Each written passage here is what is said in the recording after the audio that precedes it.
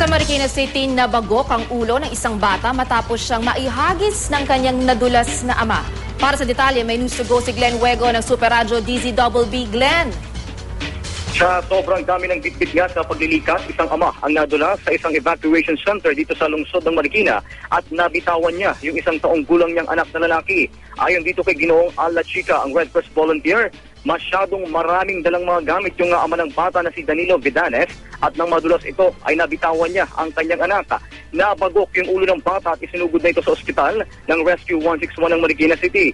Sa mga oras na ito ay patuloy naman ang dating ng mga evacuees sa Concepcion Integrated School sa bahagi ng JP Rizal at ang mga ito ay nanggaling pa sa Barangay Tumana na bahang-baha sa mga oras na ito.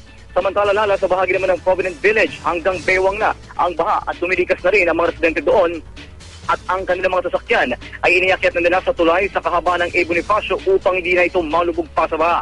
Magugulitan yung Provident Village ang isa sa mga pinakamatinding naapektuhan noong bagyong Ondoy. Yan ang latest update dito pa rin sa Marikina City. Balik muna sa iyo, Lala. Maraming salamat, Glenn Huego.